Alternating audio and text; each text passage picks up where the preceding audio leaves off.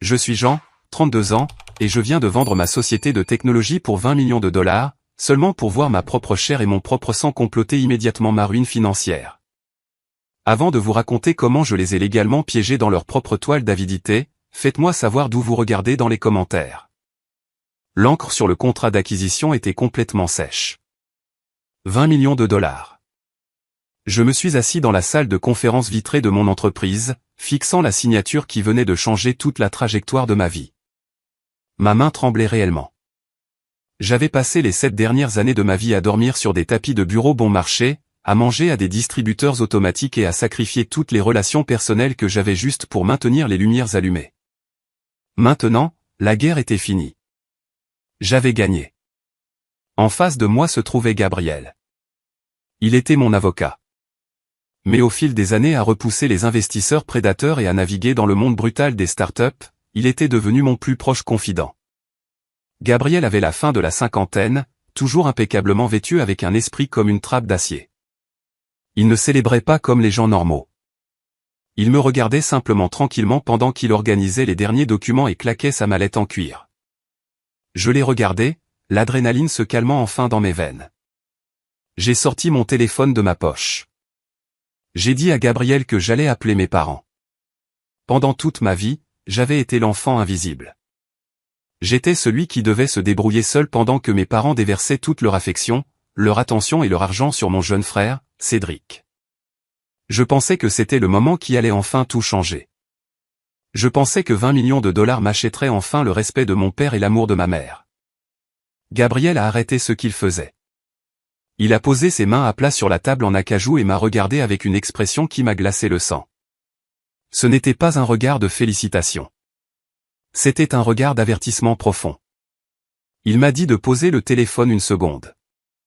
Il s'est penché et m'a donné un conseil qui semblait totalement insensé à l'époque. Il m'a dit d'appeler mes parents, mais de ne pas leur parler de la vente. Au lieu de cela, il m'a demandé de leur dire que l'affaire avait violemment échoué. Il voulait que je dise qu'un procès massif inattendu avait drainé tout mon capital d'exploitation, que l'entreprise avait été saisie et que j'étais complètement, désespérément fauché. J'ai éclaté de rire. Je lui ai demandé pourquoi diable je ruinerais le plus beau jour de ma vie avec un tel mensonge. Gabriel n'a pas souri. Il a expliqué que la richesse massive et soudaine agit comme un sérum de vérité sur les familles. Elle enlève toutes les manières polies et révèle exactement qui sont vraiment les gens. Il m'a dit qu'au cours des dernières semaines, en préparant mon portefeuille financier, il avait fouillé l'ancienne fiducie familiale, l'héritage que ma grand-mère Éléonore avait mis en place avant de décéder. Il m'a dit qu'il avait trouvé des irrégularités. Les choses ne correspondaient pas. Il soupçonnait mes parents de me cacher quelque chose d'énorme. Il a dit que si je voulais savoir si mes parents m'aimaient en tant que leur fils ou me voyaient simplement comme un distributeur automatique ambulant, je devais jouer le fou. Je faisais plus confiance à Gabriel qu'à n'importe qui d'autre au monde. Alors, le cœur lourd, j'ai composé le numéro de ma mère. Elle a décroché presque immédiatement. Sa voix était vive, enjouée, anticipant de bonnes nouvelles. J'ai forcé ma voix à se briser. J'ai pris une respiration tremblante et je lui ai dit le mensonge. Je lui ai dit que les investisseurs s'étaient retirés, que les comptes étaient gelés et qu'il ne me restait absolument rien. Je lui ai demandé si je pouvais rentrer chez moi quelques jours pour arranger les choses. Le silence au bout du fil était assourdissant. Ce n'était pas un silence choqué. C'était le silence d'une calculatrice traitant des chiffres. Quand elle a finalement parlé, sa voix avait baissé d'une octave. Elle était froide. Elle n'a pas demandé si j'allais bien. Elle n'a pas demandé ce qui était arrivé à l'entreprise. Elle a juste dit qu'elle avait besoin de parler en privé à mon père et elle a raccroché. 10 minutes plus tard, mon téléphone a vibré sur la table. C'était un message de mon père. Je l'ai ouvert en espérant une bouée de sauvetage. Au lieu de cela, le message disait « Ne reviens pas à la maison. Nous ne pouvons pas nous permettre ta témérité. » Témérité ? J'ai fixé le mot jusqu'à ce qu'il se brouille. J'avais construit un empire sans aucune aide de leur part. Et la seconde où ils ont pensé que j'étais en difficulté, ils ont verrouillé la porte. Gabriel a vu mon visage s'effondrer. Il a simplement hoché la tête, m'a dit de rentrer chez moi, de verrouiller mes portes et d'attendre. Il m'a promis qu'il passerait à l'action. Je n'ai pas dormi une seule seconde cette nuit-là. Je me suis assis dans l'obscurité sur mon canapé. Le silence de mon appartement m'oppressait. À 3 heures du matin, mon téléphone a éclairé la pièce. C'était un message de ma cousine, Chloé. Chloé était la seule personne de notre famille élargie à posséder un brin de décence humaine. Le message disait simplement « Jean, je suis tellement désolé. Tu dois voir ça. » Une capture d'écran était jointe. Elle venait d'une discussion de groupe familial privé dont je ne savais même pas l'existence. Mes yeux ont parcouru les bulles de texte bleues et grises. Les eurodatages montraient que la conversation avait commencé exactement 2 minutes après que ma mère m'ait raccroché au nez. Le message de ma mère était tout en haut. Il disait « C'est notre chance ». En dessous, oncle Robert a répondu « Robert était un homme misérable. Complètement ruiné par un divorce amer et une bataille brutale pour la garde il y a 5 ans. Il détestait quiconque avait ce qu'il n'avait pas. Son message disait « S'il est fauché, il est inutile. Lâche-le avant qu'il ne demande de l'argent. » Puis le texte de mon père « Sortez les papiers avant qu'il ne réalise. Nous agissons vite le matin. Ne lui parlez pas de la fiducie. » Et enfin, mon frère Cédric de 28 ans, l'enfant prodige, il a écrit « Je vous l'avais dit qu'il allait s'effondrer. Il ne méritait rien de tout ça de toute façon. » Mon estomac est tombé dans mes chaussures. La fiducie. Il m'avait toujours dit que la fiducie de ma grand-mère était complètement vide, drainée par de mauvais paris boursiers il y a des années. Ils avaient menti. Et maintenant, me croyant entièrement vulnérable et désespéré. Ils tournaient comme des vautours. Gabriel avait complètement raison. Ma famille ne pleurait pas mon échec. Ils calculaient comment en tirer profit. Les heures entre 3 heures du matin et le lever du soleil furent les plus longues de toute ma vie. J'arpentais le parquet de mon appartement, mes pieds nus froids contre le bois. Chaque fois que j'essayais de m'asseoir, une nouvelle vague d'adrénaline et de nausée me forçait à me relever. La capture d'écran de Chloé était gravée en permanence dans mon esprit. Je n'arrêtais pas de la regarder alors que le ciel derrière ma fenêtre passait lentement du noir à un gris terne et meurtri. Les vannes de ma mémoire se sont ouvertes. Les messages textes n'auraient pas dû me choquer. Les signes étaient là toute ma vie. J'étais juste trop désespéré pour leur amour pour les voir. Je me suis souvenu du jour où j'ai reçu ma lettre d'acceptation à l'université d'État. J'étais ravi. J'ai couru dans la cuisine pour montrer mes parents. Mon père a à peine jeté un coup d'œil à la lettre avant de me dire que l'économie était trop serrée. Il a dit que je devrais me débrouiller seul. J'ai passé les 4 années suivantes à me noyer dans les prêts étudiants, à travailler de nuit dans un entrepôt pour payer mes livres. Je dormais à peine. Mais 3 ans plus tard, lorsque Cédric a décidé qu'il voulait fréquenter un collège privé d'arts libéraux hors de l'État, mes parents ont soudainement débloqué un fonds universitaire massif. Ils ont payé ses frais de scolarité, son dortoir de luxe et son plan de repas entièrement en espèces. Quand j'ai demandé à mon père, il m'a simplement dit que Cédric avait besoin d'un environnement différent pour s'épanouir. Je pensais à mes 20 ans. Je travaillais dans un emploi épuisant en entreprise, essayant désespérément de gravir les échelons. J'étais en lice pour une promotion majeure. C'était un poste qui aurait doublé mon salaire et m'aurait enfin permis de rembourser ma dette écrasante. La veille de mon dernier entretien avec le directeur régional, mon père m'a appelé paniqué. Cédric avait été arrêté à 2 états de là pour une bagarre ivre dans un bar. Mon père a exigé que je conduise toute la nuit, que je paie la caution de Cédric et que je lui trouve un avocat. J'ai supplié mon père d'y aller lui-même, expliquant à quel point l'entretien était important. Il m'a dit que la famille passait toujours en premier, et que si je n'y allais pas, je n'étais pas son fils. J'ai fait le trajet. J'ai libéré Cédric sous caution. J'ai manqué l'entretien. J'ai perdu la promotion. Quand j'ai enfin ramené Cédric chez mes parents, il ne m'a même pas regardé dans les yeux pour me remercier. Mes parents l'ont juste serré dans leurs bras et lui ont dit que tout irait bien. Les souvenirs ne cessaient d'affluer, chacun une douleur vive dans ma poitrine. Quand j'ai finalement quitté mon travail misérable pour démarrer ma entreprise de technologie, mes parents ont dit à tout le monde que j'avais une dépression nerveuse. Pendant les 2 premières années, je n'ai pris absolument aucun salaire. J'ai survécu avec des pâtes bon marché et de l'eau du robinet. La seule personne qui m'a soutenu était Julien, mon brillant directeur des opérations. Julien et moi avons construit le logiciel de A à Z, le proposant à des centaines d'investisseurs qui nous claquaient la porte au nez. Pendant ces années brutales, mes parents n'ont jamais demandé comment allait l'entreprise. Ils ne m'appelaient que si Cédric avait besoin de son loyer payé ou s'ils avaient besoin que je répare leur Wi-Fi à la maison.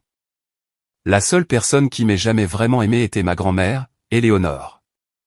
Je me souviens très bien du jour de ses funérailles. Il pleuvait à verse. Je me tenais près de sa tombe alors que le cercueil était descendu dans la terre boueuse. J'avais le cœur brisé, mais alors que nous retournions aux voitures, j'ai surpris ma mère et mon père se disputant bruyamment à propos de la facture du traiteur pour la veillée. Complètement indifférents au fait qu'ils venaient d'enterrer une femme qui avait travaillé toute sa vie pour subvenir à leurs besoins. Éléonore avait l'habitude de me tenir la main et de me dire que mon indépendance serait ma plus grande arme. Elle m'a dit de ne jamais laisser mes parents éteindre mon feu. J'ai finalement compris ce qu'elle voulait dire. À exactement 7h14 du matin, le silence de mon appartement fut brisé par ma sonnerie. J'ai fixé l'identification de l'appelant. C'était ma mère. Je me suis raclé la gorge, forçant mon rythme cardiaque à ralentir. J'ai appuyé sur accepter et j'ai porté le téléphone à mon oreille. Allô, Jean. Mon chéri, sa voix a coulé à travers le haut-parleur, dégoulinant de chaleur artificielle et d'inquiétude. C'était la voix qu'elle utilisait quand elle voulait que les voisins pensent que nous étions la famille américaine parfaite.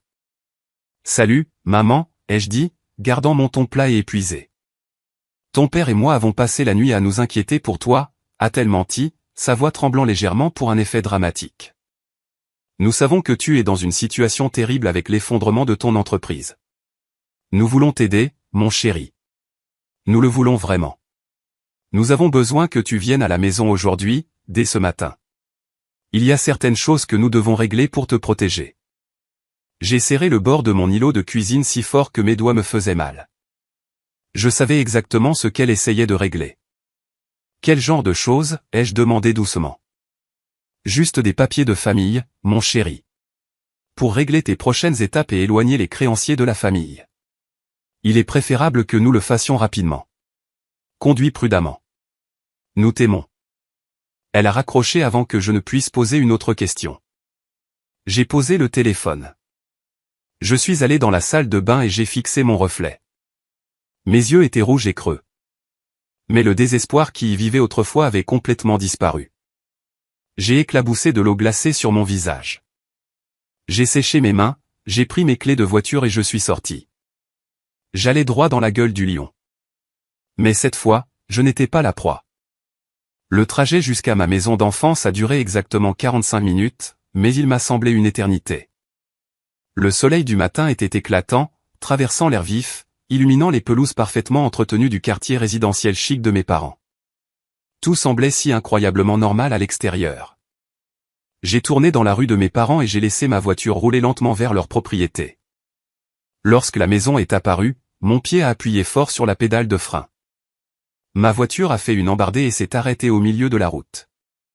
J'ai regardé à travers le pare-brise, garé juste au milieu de la large allée pavée, luisant agressivement sous le soleil du matin, il y avait une toute nouvelle Porsche 911 noire de jet.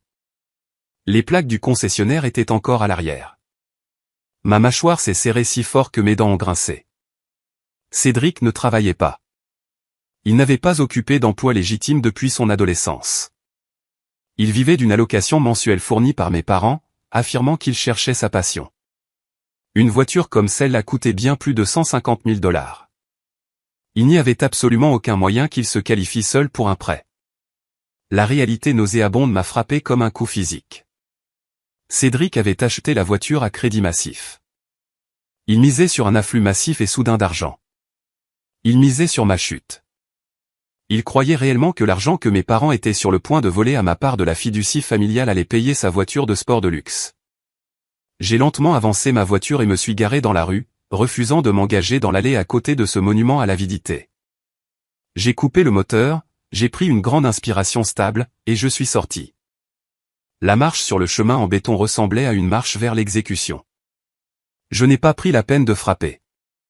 J'ai tendu la main, j'ai tourné la lourde poignée en laiton, et j'ai poussé la porte d'entrée. L'air à l'intérieur de la maison était épais, étouffant, et fortement climatisé. Tout semblait complètement mis en scène, comme un décor de théâtre, attendant que l'acteur principal se mette en place. Ma mère se tenait dans la cuisine immaculée, essuyant un comptoir en marbre qui était déjà parfaitement propre. Cédric était affalé sur le canapé sectionnel en cuir cher du salon, portant un pantalon de survêtement de marque, textant rapidement sur son téléphone avec un sourire narquois et suffisant. Mon père était assis au centre de son grand fauteuil inclinable. Posé carrément sur ses genoux se trouvait une épaisse enveloppe brune en papier craft. J'ai fermé la porte derrière moi. Le déclic du loquet a résonné bruyamment. Personne ne s'est levé. Personne n'est venu me serrer dans ses bras. Personne ne m'a demandé si j'avais dormi, si j'avais mangé, ou comment je gérais mentalement la supposée perte de l'œuvre de ma vie. Ma mère a finalement levé les yeux du comptoir. Elle a offert un sourire serré, extrêmement forcé. « Jean, tu es là. »« Je suis là », ai-je répondu, ma voix dépourvue de toute émotion. Je suis resté près de l'entrée, gardant mes distances. Mon père n'a même pas fait semblant de s'en soucier. Il a tapoté son index contre l'enveloppe brune. Ses yeux étaient froids, calculateurs et entièrement dépourvus de chaleur paternelle. « Asseyez-vous » a-t-il commandé, me faisant signe de la petite chaise en face de lui. Je suis entré lentement dans le salon et me suis assis au bord du coussin. Cédric n'a pas levé les yeux de son écran. « On m'a dit que tu avais tout foiré, frérot » a-t-il dit, sa voix dégoulinante de condescendance. Je suppose que faire semblant d'être PDG, c'est beaucoup plus difficile qu'il n'y paraît sur Internet. Heureusement que maman et papa sont là pour nettoyer ton bazar encore une fois. Je l'ai complètement ignoré. J'ai gardé mes yeux fixés sur le visage de mon père. Maman a dit que vous vouliez m'aider, ai-je dit, jouant parfaitement le rôle du fils vaincu et brisé. Mon père s'est penché en avant. Il a pris la lourde enveloppe et l'a jetée sur la table basse en verre qui nous séparait. Elle a atterri avec un bruit sourd et inquiétant. Il a refusé de croiser mon regard, regardant plutôt un point sur le mur juste derrière mon épaule gauche. « Nous voulons aider » a dit mon père, son ton plat et lourdement répété. « Mais nous avons d'abord la responsabilité de protéger les biens de la famille. Tu es complètement instable en ce moment, Jean. Tu as fait des choix incroyablement imprudents avec tes investisseurs, et nous ne pouvons tout simplement pas laisser ta ruine financière se propager dans nos vies et détruire ce que nous avons bâti. Signe ça. » Il a fouillé dans la poche de sa chemise, a sorti un stylo noir et l'a fait glisser sur la table en verre. Il a tourné et s'est arrêté juste devant moi. « Signer quoi » ai-je demandé doucement, mes yeux passant du stylo à l'enveloppe. « C'est juste de la paperasse juridique standard. » Ma mère est intervenue rapidement, sortant de la cuisine et croisant les bras défensivement sur sa poitrine. « C'est une mesure temporaire pour séparer tes responsabilités commerciales de la famille. C'est mieux pour tout le monde si tu le fais vite, Jean. Tu gâches toujours les choses quand tu essaies de trop réfléchir. Laisse-nous nous en occuper. » J'ai regardé l'enveloppe. Mon cœur battait un rythme lent et lourd dans ma poitrine. J'ai tendu la main, j'ai pris l'enveloppe et j'ai senti l'épaisse pile de papier à l'intérieur. J'ai tiré le fermoir métallique vers l'arrière et j'ai sorti les documents. Les lettres noires en gras tout en haut de la première page m'ont crié dessus. Ce n'était pas un document de protection temporaire. C'était un arrêt de mort pour mon avenir. Il disait « Révocation des droits de bénéficiaire ». J'ai fixé l'encre noire épaisse. Révocation des droits de bénéficiaire. Le jargon juridique était dense, mais l'intention était limpide. Il n'essayait pas de protéger la famille de mes créanciers fictifs. Il m'exécutait légalement. En signant ce document, je renoncerai volontairement et définitivement à chaque centime de mon héritage, transférant un contrôle total et complet à mes parents. J'ai gardé la tête baissée, fixant le papier, forçant ma respiration à rester lente et régulière. Je pouvais littéralement sentir la chaleur de leur regard peser sur moi. Ils attendaient que je cède. Ils attendaient que le fils obéissant et désespéré qu'ils m'avaient conditionné à être signe aveuglément sa vie pour un morceau de leur approbation. « Qu'est-ce que cela signifie exactement » ai-je demandé, en levant les yeux vers mon père, gardant mon visage masqué de confusion. Mon père a poussé un soupir dur et irrité, agacé que j'ose le questionner. « Cela signifie que la fiducie de ta grand-mère a besoin d'une protection immédiate. Si tes créanciers te poursuivent pour liquider tes actifs, ils pourraient demander à un juge de réclamer ta part de l'héritage. En signant ce document, tu renonces à ta part, gardant l'argent entièrement en sécurité chez nous. C'est la seule décision logique à prendre.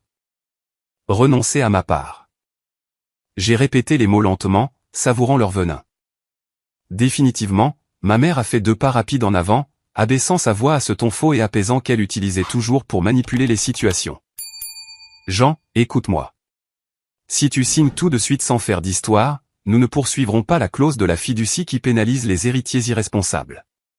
Tu as gaspillé 20 millions de dollars d'argent d'investisseurs. Nous devons protéger l'avenir de Cédric.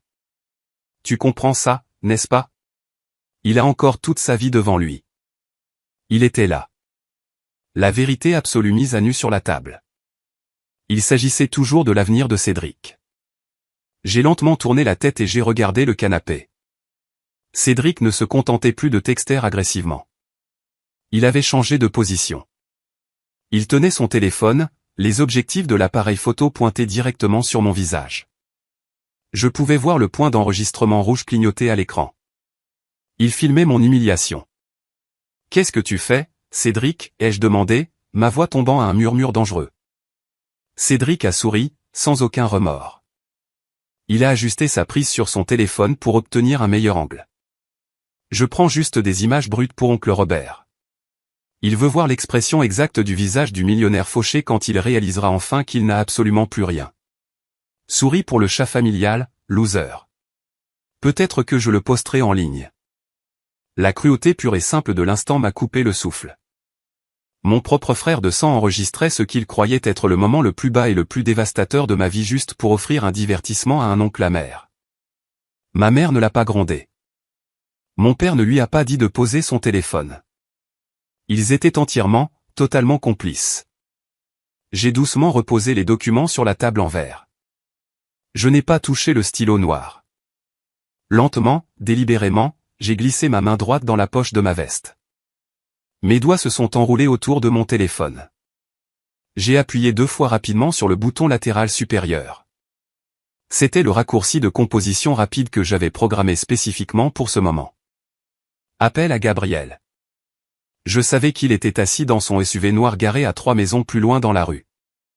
J'ai laissé le téléphone dans ma poche, la ligne ouverte et j'ai écouté. Je ne pense pas que je devrais signer ça, ai-je dit, en me penchant en arrière sur la chaise et en croisant les bras. Le visage de mon père a changé instantanément. Le masque du patriarche sévère et préoccupé a complètement disparu, remplacé par une rage pure et laide. Une veine bleue épaisse pulsait visiblement sur sa tempe.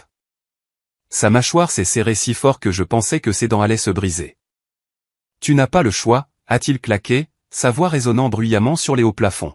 « Tu as provoqué ce désastre toi-même avec ton arrogance. Tu vas prendre ce stylo et signer ces papiers tout de suite, sinon tu peux sortir par cette porte et ne jamais, jamais revenir. N'attends pas un seul centime de nous quand tu dormiras dans un carton dans la rue. J'ai bâti une entreprise à partir de rien, ai-je dit, élevant ma voix juste assez pour que Gabriel puisse entendre chaque mot clairement à travers le téléphone dans ma poche. Et mes propres parents essaient de voler l'héritage de ma grand-mère juste pour payer la toute nouvelle voiture de sport de Cédric dans l'allée. Tu ne mérites pas l'argent, a crié soudain Cédric depuis le canapé, laissant tomber son téléphone sur ses genoux et se penchant agressivement en avant.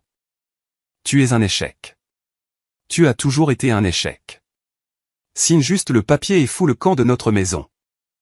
Ma mère a violemment claqué ses 2 mains sur l'îlot de cuisine en marbre. Jean, arrête d'être si incroyablement dramatique. Tu détruis cette famille avec ton égoïsme. J'ai regardé tous les 3. Ma mère tremblant d'une fausse indignation.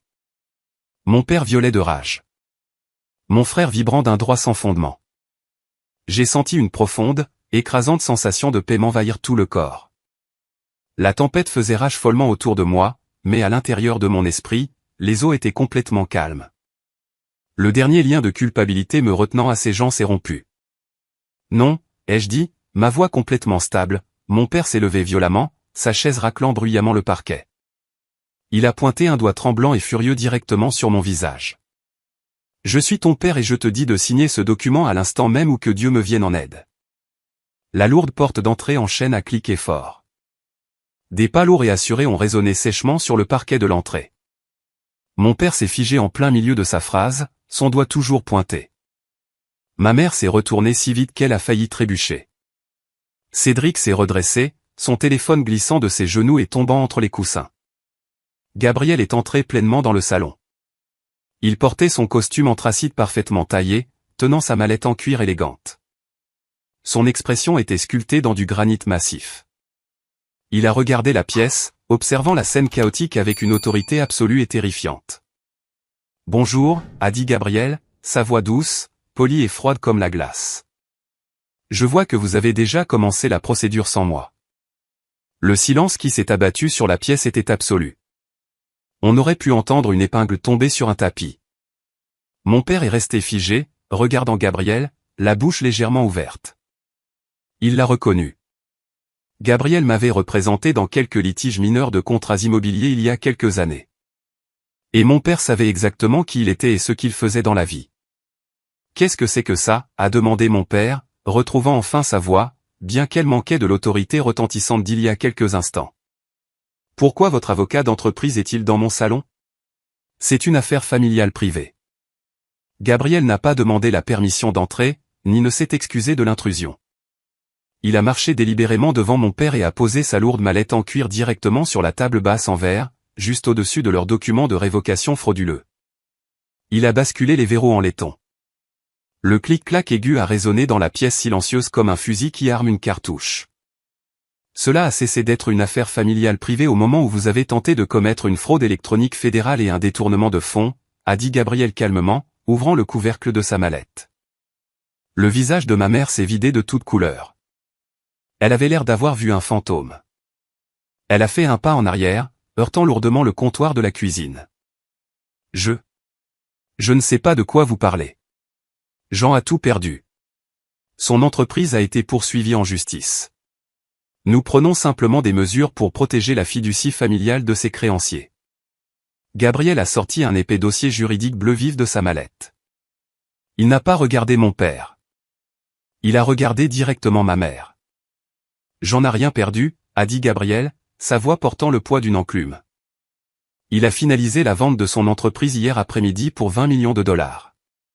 Le capital est actuellement en sécurité dans un compte de placement diversifié hautement sécurisé. Cédric s'est littéralement étouffé. Il a commencé à tousser, ses yeux sortant de sa tête. 20 millions. Il m'a regardé, son visage se tordant en un masque grotesque de choc, d'incrédulité et d'une faim soudaine et désespérée. Il a suivi mes instructions légales spécifiques de vous dire qu'il était complètement fauché, a poursuivi Gabriel, sa voix traversant l'épaisse tension dans la pièce comme un scalpel. Nous devions vérifier vos véritables intentions avant d'impliquer les autorités fédérales dans cette affaire. Et malheureusement pour vous, Arthur, vous avez complètement mordu à l'hameçon. L'hameçon, a crié mon père, son visage devenant d'un violet foncé. Les veines de son cou pulsaient. Vous nous avez piégés chez nous. Vous avez menti à vos propres parents. Gabriel a fait glisser le dossier juridique bleu sur la table en verre. Il s'est arrêté à quelques centimètres des mains de mon père. Je vous suggère fortement d'ouvrir ce dossier, Arthur.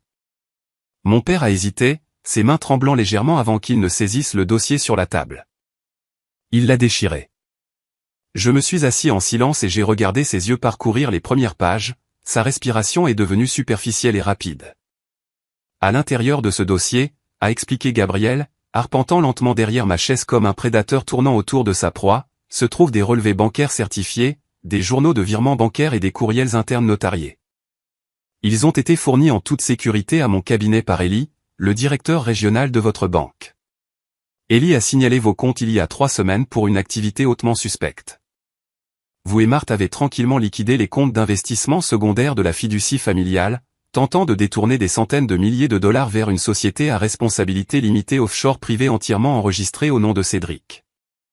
La tête de Cédric s'est tournée violemment vers nos parents. Vous avez mis une société écran à mon nom, a-t-il balbutié, sa voix se brisant bruyamment alors qu'il réalisait soudain qu'il était légalement impliqué dans un crime fédéral massif. Vous ne pouvez rien prouver de tout cela, a hurlé ma mère, sa voix aiguë et hystérique. Elle a pointé un doigt tremblant vers Gabriel. Cet argent est pour l'avenir de Cédric. J'en en a pas besoin. Il n'en a jamais eu besoin. Gabriel a cessé de faire les 100 pas.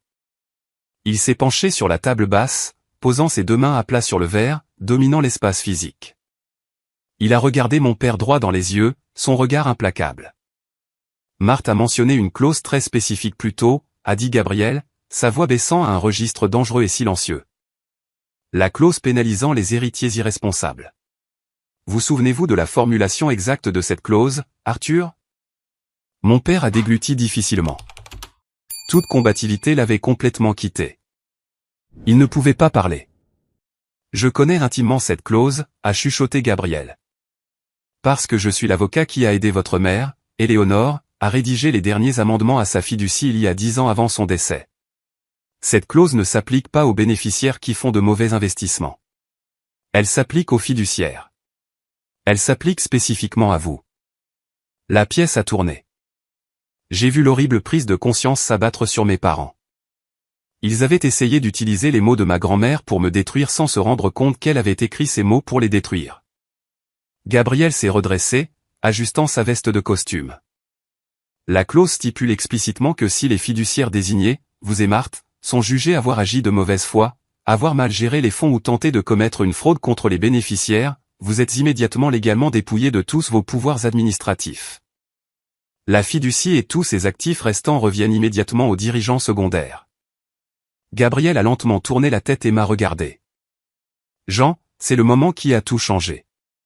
Le moment où des années d'abus émotionnels, de négligence et de manipulation psychologique ont finalement pris fin. J'ai vu les gens qui m'avaient rabaissé, ignoré et tenté de me voler réaliser qu'ils venaient de me remettre les clés de leur royaume entier. Ils étaient tombés droit dans le piège qu'ils m'avaient tendu. C'est un moment qui a tout changé quand j'ai enfin retrouvé le contrôle de ma vie. Merci de votre patience d'être arrivé jusqu'ici. Vous êtes incroyable.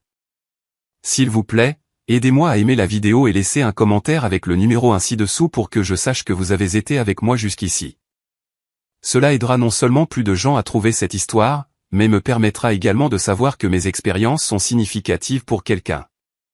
Votre soutien est la plus grande motivation pour moi de continuer à partager le reste de ce voyage. L'air a été complètement aspiré de la pièce. Mon père a laissé tomber le dossier bleu sur la table en verre comme si le papier lui avait brûlé les mains.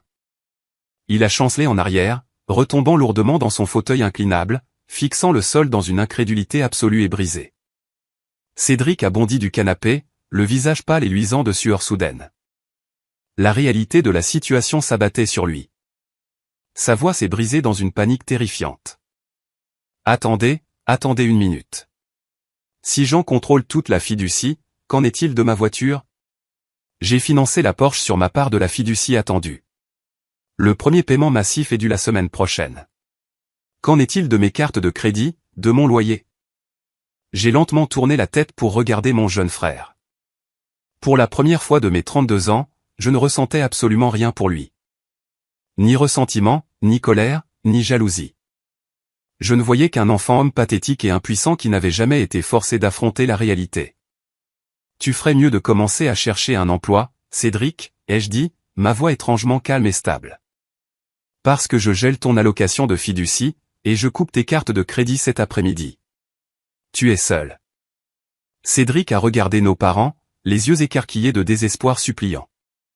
Maman, papa, faites quelque chose. Il ne peut pas me faire ça. Je vais perdre l'appartement. Je vais perdre la voiture. Ma mère s'est précipitée, des larmes coulant rapidement sur son visage, ruinant son maquillage. Elle a tendu ses mains tremblantes et a attrapé mon avant-bras, ses doigts s'enfonçant désespérément dans le tissu de ma veste. Elle a levé les yeux vers moi avec des yeux écarquillés et suppliants. Jean, s'il te plaît, a-t-elle sangloté, sa voix se brisant. Nous sommes ta famille. Nous sommes ton sang. Nous t'avons élevé. Nous t'avons nourri. Tu ne peux pas simplement tout nous enlever comme ça. Nous avons fait une erreur, d'accord? Nous avions peur. Nous voulions juste nous assurer que tout le monde dans la famille allait bien. J'ai baissé les yeux sur ses mains agrippant mon bras. Je n'ai pas crié. Je n'ai pas hurlé. Je ne l'ai pas maudite. J'ai juste doucement, mais incroyablement fermement, dégagé ses doigts de mon bras et reculé, créant une frontière physique entre nous. Tu ne m'as pas élevé, maman, ai-je dit, en la fixant directement dans ses yeux remplis de larmes. Tu m'as logé. Tu as élevé Cédric. Et tu n'avais pas peur ce matin. Tu étais incroyablement avide. Tu as vu une opportunité de me frapper pendant que tu pensais que j'étais à terre, de voler la seule chose que ma grand-mère m'avait laissée. Et tu l'as saisi sans y penser à deux fois. Mon père s'est levé de sa chaise. Il a fait un pas lourd en avant, ses poings serrés fermement sur les côtés. Son avantage légal disparu, il a eu recours à la seule tactique qui lui restait, l'intimidation physique. Tu penses que tu nous punis, a-t-il grogné, les veines saillantes sur son cou épais. Tu détruis cette famille, Jean. Si tu sors par cette porte avec cet argent, tu es mort pour nous. Tu m'entends? Tu n'auras plus de famille. Je n'ai pas tressailli. Je n'ai pas reculé. Je suis resté ferme et j'ai regardé droit dans ses yeux colériques et désespérés. Tu as détruit cette famille, papa. Tu l'as détruite au moment où l'argent a compté plus que ton propre fils. Gabriel, qui était resté silencieux à observer l'effondrement de leur empire, a sorti une dernière et fine liasse de papier de sa mallette en cuir. Ils étaient propres, nets et complètement dévastateurs. Il les a posés soigneusement sur la table en verre juste à côté d'un lourd stylo en argent. Il s'agit de la démission formelle de vos droits de fiduciaire, a dit Gabriel à mes parents, son ton ne laissant absolument aucune place à la négociation. Avec effet immédiat, vous allez tous les deux signer ceci tout de suite, vous démettant volontairement et transférant tout le contrôle et le pouvoir administratif à Jean. Si vous refusez de signer ce document tout de suite, je ferai ma mallette, je quitterai cette maison, j'appellerai les autorités fédérales et je déclencherai un audit judiciaire complet de chaque compte bancaire que vous avez touché au cours des 15 dernières années. Vous ferez face à des accusations fédérales de détournement de fonds et de fraude électronique, et vous irez tous les deux probablement en prison fédérale. Mon père a baissé les yeux sur les papiers blancs impeccables.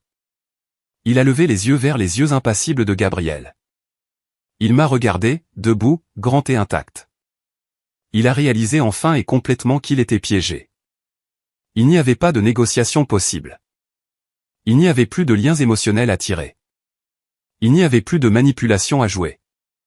Ses mains tremblaient violemment en tendant la main pour prendre le stylo en argent. Il s'est penché sur la table en verre. Ses épaules affaissées dans une défaite absolue et a griffonné son nom sur la ligne pointillée. Il a jeté le stylo avec dégoût. Ma mère a sangloté hystériquement en le ramassant, ses larmes tombant et tachant physiquement le papier alors qu'elle signait son nom juste à côté du sien. Gabriel a rassemblé les documents, a soigneusement vérifié les signatures et les a remis en sécurité dans sa mallette. Il a fermé les serrures une dernière fois. Jean est maintenant le seul fiduciaire, a annoncé Gabriel à la pièce silencieuse. Tout paiement discrétionnaire, allocation ou distribution à qui que ce soit dans cette famille est sa seule décision. Je me suis redressé.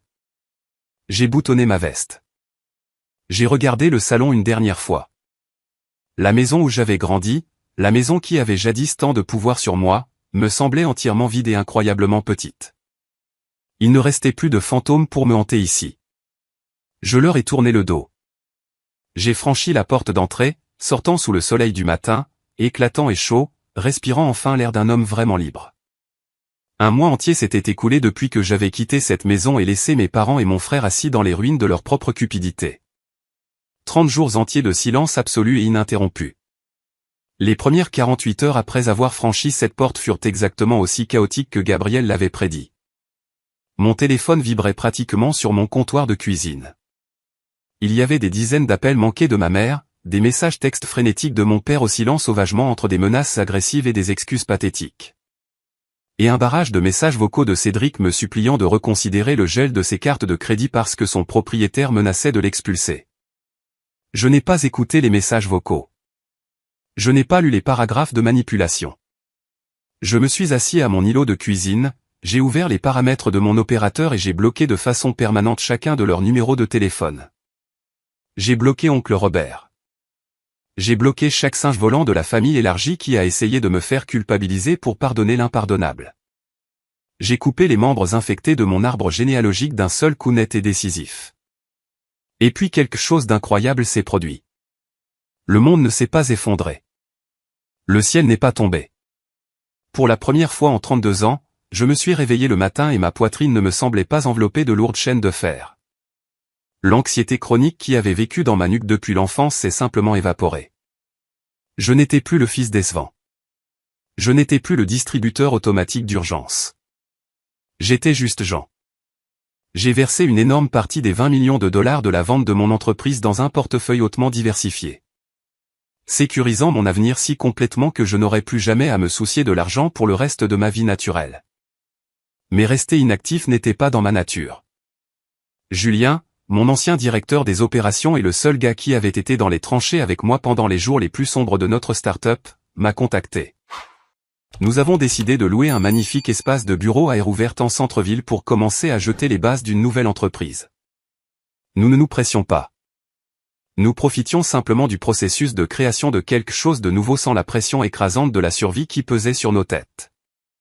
C'était un mardi matin frais. J'étais assis à mon nouveau bureau en chêne, regardant par les immenses fenêtres du sol au plafond la ville s'éveiller en contrebas. Julien était dans l'autre pièce, en train d'interviewer un développeur principal potentiel. J'avais une tasse de café noir chaud à la main, ressentant un sentiment écrasant de paix profonde. La porte vitrée de mon bureau s'est ouverte. Gabriel est entré. Il portait aujourd'hui un élégant costume bleu marine, tenant la même mallette en cuir emblématique qui avait complètement démantelé la vie de mes parents, il y a un mois. Il a regardé autour du bureau lumineux et spacieux et a offert un sourire rare et sincère. « Le nouveau siège vous va bien, Jean ?» a dit Gabriel, en prenant place dans le fauteuil en cuir en face de mon bureau. « Vous avez l'air remarquablement reposé. » Les cernes sous vos yeux ont enfin disparu. Je me suis penché en arrière sur ma chaise et j'ai souri. La paix et le calme font ça à une personne, Gabriel. Il s'avère que porter le poids d'une famille toxique est terrible pour votre emploi du temps de sommeil. Comment vont les choses sur le front juridique ? Mon père a-t-il essayé de déposer des injonctions ridicules concernant la fiducie ? Gabriel a secoué la tête, posant sa mallette sur ses genoux. Pas une seule. Votre père a engagé un avocat bon marché pour examiner les documents qu'ils ont signés, espérant trouver une échappatoire pour affirmer qu'ils ont signé sous la contrainte. Son avocat a jeté un coup d'œil aux preuves de détournement de fonds que Ellie nous a fournies, a examiné les statuts fédéraux de la fraude, et a immédiatement conseillé à votre père d'abandonner, et de prier pour que nous ne déposions pas de plainte pénale. Ils sont complètement coincés. Cédric a dû volontairement rendre sa toute nouvelle Porsche au concessionnaire la semaine dernière pour éviter un recouvrement de dettes massif, et d'après ce que je comprends, il a été contraint de retourner vivre dans la chambre d'amis de vos parents. J'ai ressenti un bref éclair de pitié, mais il a disparu aussi vite qu'il est apparu. Ils avaient fait leur lit et maintenant ils devaient y coucher. L'ère où je finançais leur délire de grandeur était définitivement terminée. Bien, ai-je dit simplement. Ils peuvent se débrouiller. Ils m'ont toujours dit de me débrouiller seul quand je me noyais dans les prêts étudiants et que je luttais pour survivre. Maintenant, c'est à leur tour d'apprendre la valeur $1. Gabriel a hoché la tête lentement. Le ton léger et conversationnel de la pièce a soudainement changé. Gabriel n'a pas ouvert sa mallette tout de suite. Il m'a juste regardé avec une expression incroyablement sérieuse et profondément respectueuse. Je ne suis pas venu ici aujourd'hui juste pour vous donner des nouvelles de la misère de vos parents, Jean, a dit Gabriel, sa voix baissant à un registre plus calme, plus intime. La procédure légale concernant le retrait de vos parents en tant que fiduciaire est officiellement finalisée et déposée auprès de l'État. Vous êtes maintenant le seul dirigeant incontesté de l'héritage familial. Mais il y a une dernière chose que nous devons conclure. Quelque chose qui attend ce moment précis depuis plus de 10 ans. Je me suis penché en avant, posant ma tasse de café sur un dessous de verre. Qu'est-ce que vous voulez dire ? Qui a-t-il d'autre ? Gabriel a tendu la main et a finalement ouvert les serrures en laiton de sa mallette. Cette fois-ci, il n'a pas sorti une épaisse pile de jargon juridique. Il a fouillé dans une poche intérieure spécialisée et a sorti une petite et lourde enveloppe de velours. Elle était d'un bordeaux profond et riche, clairement vieillie, et scellée à l'arrière d'un épais cachet de cire rouge. Il a posé l'enveloppe de velours délicatement au centre de mon bureau. Il y a 10 ans, a commencé Gabriel en croisant les mains sur ses genoux. Votre grand-mère, Éléonore, est venue à mon bureau. Elle était au premier stade de sa maladie et elle savait que son temps était compté. Elle voulait finaliser la fiducie. Mais Éléonore était une femme incroyablement observatrice. Elle a vu exactement comment Arthur et Marthe vous traitaient. Elle a vu comment ils favorisaient sans vergogne Cédric, finançant entièrement son fonds universitaire massif tout en vous forçant à contracter une dette écrasante. Elle a vu l'avidité s'enraciner dans le cœur de votre père. Mon souffle s'est coupé en ma gorge à la mention de son nom. Éléonore, la seule femme qui m'avait jamais regardé et vu quelqu'un entièrement digne d'amour. Éléonore savait que vous laisser une somme d'argent massive sans condition ferait de vous une cible, a poursuivi Gabriel doucement. Elle savait que vos parents utiliseraient toutes les tactiques de manipulation émotionnelle du livre pour vider vos comptes afin de financer leur style de vie et la paresse de Cédric. Elle savait qu'il finirait par essayer de voler la fiducie familiale. C'est exactement pourquoi elle m'a fait rédiger cette clause de pénalité spécifique pour les fiduciaires frauduleux. C'était un piège qu'elle avait tendu il y a 10 ans, attendant patiemment de se refermer au moment où ils révéleraient leur vraie couleur. J'ai fixé l'enveloppe de velours. Mes mains tremblaient réellement. Elle savait aussi, a dit Gabriel, en montrant l'enveloppe, que survivre à l'éventuelle trahison de vos propres parents serait la chose la plus difficile et la plus douloureuse que vous auriez jamais à faire. Elle m'a laissé ceci en ma possession stricte. Ces instructions explicites et juridiquement contraignantes étaient que je vous le remette, et à vous seul, le lendemain du jour où vos parents perdraient définitivement leur pouvoir sur vous. Aujourd'hui est ce jour. J'ai tendu une main tremblante et j'ai pris l'enveloppe. Le velours était doux, portant le poids d'une décennie d'amour caché. J'ai glissé mon pouce sous le lourd seau de cire rouge et je l'ai ouvert. À l'intérieur se trouvait une seule feuille de papier épais de couleur ivoire pliée soigneusement en deux et une lourde clé en laiton antique. J'ai déplié le papier. L'écriture était indubitablement la sienne. Ces élégantes lettres cursives que je me souvenais de toutes les cartes d'anniversaire qu'elle me glissait secrètement quand mes parents ne regardaient pas. L'encre était légèrement fanée, mais les mots ont sauté de la page et m'ont frappé en plein milieu de la poitrine. Mon très cher Jean, si tu lis cette lettre, cela signifie que le pire est enfin arrivé. Cela signifie que mon fils et sa femme ont laissé leur avidité éclipser leur devoir de parents. Cela signifie que tu as vu leur vrai visage et que tu as survécu au chagrin dévastateur de leur trahison. Je suis tellement désolé de ne pas avoir pu être là pour te soutenir quand c'est arrivé. Mais sache ceci, j'ai toujours su que ta force viendrait de ta capacité à survivre à ce que les autres ont essayé de briser en toi. Tu as un feu dans ton esprit qu'Arthur et Marthe n'ont jamais pu comprendre. Et parce qu'ils ne pouvaient pas le comprendre, ils ont essayé de l'éteindre. Je suis tellement fier de l'homme que tu es devenu, je le sais. L'argent de la fiducie est à toi de gérer.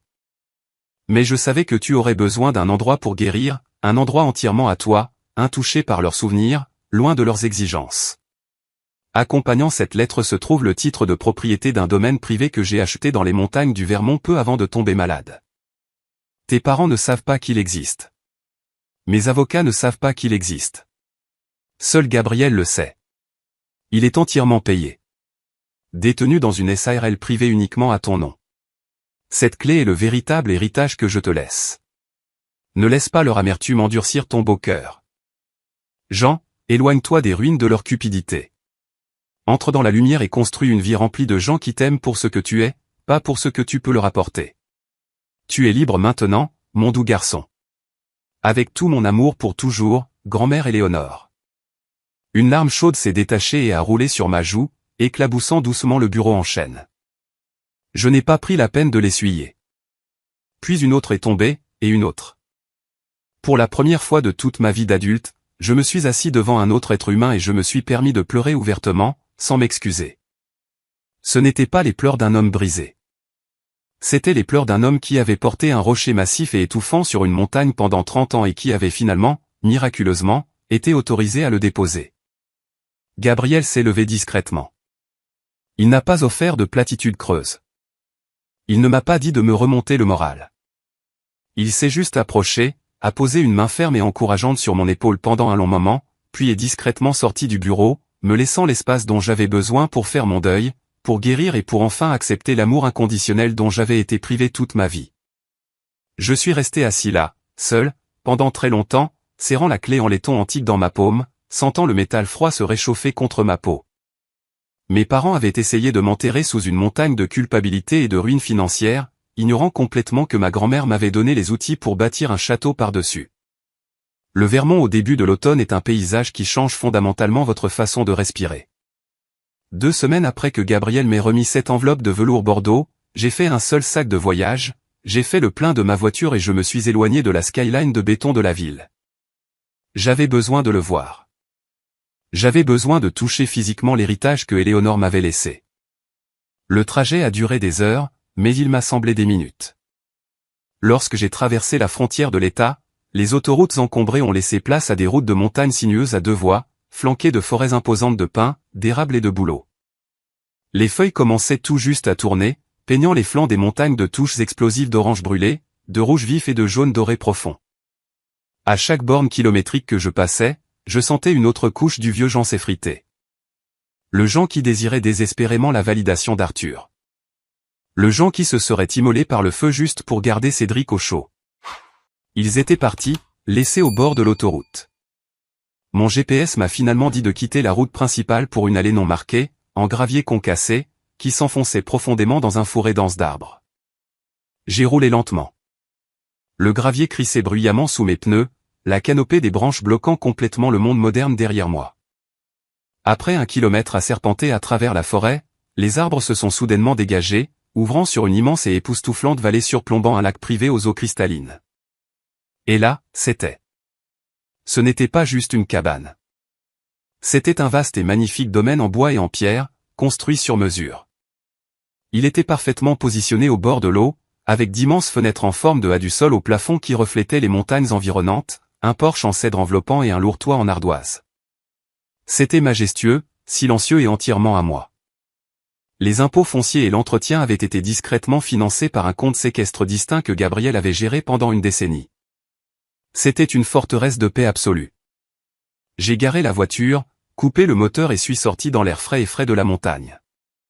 Le silence était si profond qu'il me résonnait presque dans les oreilles. Il n'y avait pas de sirène, pas de circulation, pas de téléphone portable qui sonnait, et pas de membres de la famille réclamant mon argent ou mon temps. Il n'y avait que le bruit du vent bruissant à travers les pins et le doux clapotis de l'eau du lac contre le quai en bois. J'ai monté les larges marches de pierre jusqu'à la lourde porte d'entrée en chêne. J'ai sorti la clé en laiton antique d'Éléonore de ma poche. Ma main était incroyablement stable alors que je la glissais dans la serrure et que je tournais. Les lourds barillets se sont mis en place. J'ai poussé la porte et je suis entré. L'intérieur était magnifique. Des plafonds voûtés avec des poutres apparentes, une immense cheminée en pierre de rivière du sol au plafond au centre de la grande pièce, et un mur de verre donnant sur l'eau. Il était entièrement meublé, impeccablement propre, et sentait légèrement le bois de cèdre et les vieux livres. J'ai lentement traversé les pièces, traînant mes doigts sur le dossier des fauteuils en cuir, passant ma main sur les épais comptoirs en granit de la cuisine. Dans la chambre principale, posée au centre du lit king size, se trouvait une unique photographie encadrée. Je me suis approché et je l'ai prise. C'était une photo de moi et d'Éléonore prise quand j'avais 12 ans. Nous étions assis sur un banc de parc, mangeant de la glace. J'avais du chocolat partout sur le menton et je riais si fort que mes yeux étaient fermés. Éléonore avait son bras étroitement enroulé autour de mes épaules, me regardant avec une expression de pure joie non adultérée et de féroce protection. Je me suis assis au bord du lit, tenant le cadre des 2 mains. Mes parents avaient passé toute ma vie à essayer de me convaincre que j'étais un personnage secondaire de ma propre histoire. Ils utilisaient mon empathie comme une arme contre moi. Ils considéraient mon succès non pas comme une source de fierté, mais comme un avantage injuste que je détenais sur leur enfant prodige, Cédric. Quand Gabriel m'a dit de les appeler et de dire que j'avais perdu les 20 millions de dollars, ils ne testaient pas seulement leur cupidité. Ils me forçaient à regarder la vérité laide et indéniable que j'avais fui toute ma vie. Vous ne pouvez pas acheter l'amour de personnes qui vous considèrent fondamentalement comme une transaction. Si votre valeur dans votre famille est entièrement dictée par ce que vous pouvez leur apporter, que ce soit de l'argent, des faveurs, ou simplement agir comme un bouc émissaire pour que quelqu'un d'autre se sente mieux face à ses échecs, alors vous n'avez pas de famille. Vous avez un conseil d'administration, et vous devez de démissionner. S'éloigner des personnes qui partagent votre ADN est souvent perçu par la société comme un échec massif. Les gens vous diront que le sang est plus épais que l'eau ou que vous n'avez qu'une mère et un père. Mais ce qu'ils ne vous disent pas, c'est que la loyauté envers un sang toxique vous empoisonnera lentement à mort. Ce qu'ils ne vous disent pas, c'est que parfois l'acte le plus profond d'amour-propre que vous puissiez commettre est de regarder les personnes qui vous ont élevé dans les yeux et de dire « Vous n'avez plus le droit de me blesser ». Je n'ai pas perdu ma famille le jour où je suis entré dans ce salon et que j'ai refusé de renoncer à mes droits de bénéficiaire. Ma famille s'est détruite elle-même au moment où ils ont créé ce groupe de discussion. J'ai juste enfin eu le courage de m'éloigner de l'épave. J'ai posé délicatement la photographie sur la table de nuit. Je suis retourné dans la grande pièce, j'ai ouvert les lourdes portes vitrées et je suis sorti sur le porche arrière. Le soleil commençait tout juste à disparaître derrière les montagnes, projetant de longues et spectaculaires ombres sur la surface miroir du lac. J'ai pris une profonde inspiration, remplissant mes poumons de l'air pur et glacé de la montagne. J'avais ma santé. J'avais une nouvelle entreprise florissante avec Julien. J'avais Gabriel, qui s'était avéré être plus une figure paternelle pour moi qu'Arthur ne l'a jamais été. J'avais un filet de sécurité de 20 millions de dollars, l'héritage familial et ce magnifique domaine. Mais plus important que tout l'argent ou la propriété, je m'avais enfin retrouvé. J'étais libre. La tempête était enfin passée et l'aube se levait. Ce voyage m'a appris une leçon qui a complètement recablé ma vision du monde. Et je veux la partager avec vous, surtout si vous êtes actuellement assis dans l'obscurité, luttant avec le poids écrasant d'une famille toxique. La vérité éducative ultime que j'ai apprise est la suivante. Les limites ne sont pas des murs construits pour empêcher les gens d'entrer. Ce sont les portes que vous installez pour protéger votre propre paix. Nous sommes socialement conditionnés à croire que nous devons à nos parents une dette impayable simplement parce qu'ils nous ont mis au monde. Mais la relation biologique n'accorde à personne un laissez-passer gratuit pour infliger des abus psychologiques ou financiers. Le respect, la loyauté et l'amour doivent être gagnés et ils doivent être réciproques. Si quelqu'un n'aime que la version de vous qui sert ses besoins, il ne vous aime pas du tout. Il aime la commodité que vous lui offrez.